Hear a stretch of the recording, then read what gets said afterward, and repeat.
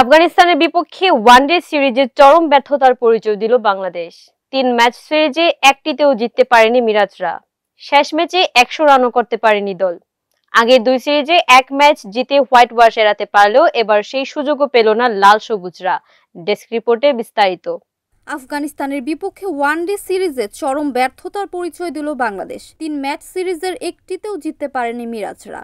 শেষ ম্যাচে তো 100 রানও করতে পারেনি দল।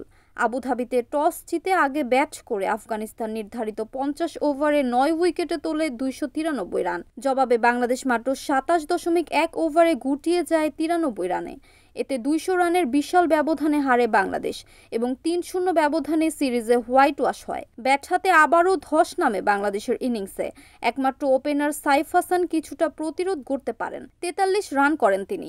বাকিদের মধ্যে কেউই 2 অঙ্ক ছুঁতে পারেননি। শান্ত করেন 3, হৃদয় 7, মিরাজ 6, শামীম 0, সোহান 4, নাইম 7 রান। শেষ দিকে টেলেন্ডারদের কিছু প্রতিরোধে দল 90 পার করে।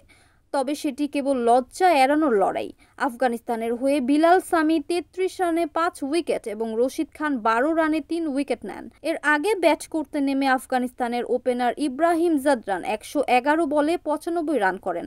আর মোহাম্মদ নবী খেলেন 37 বলে অপরাজিত 62 রানের ঝড়ো ইনিংস।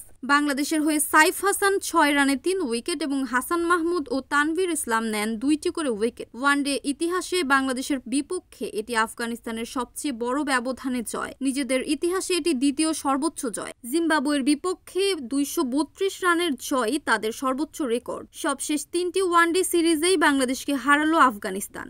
আগের 2 সিরিজে 1 ম্যাচ জিতে হোয়াইট ওয়াশ এড়াতে পারলেও এবার সেই সুযোগও পেল না লাল সবুজরা।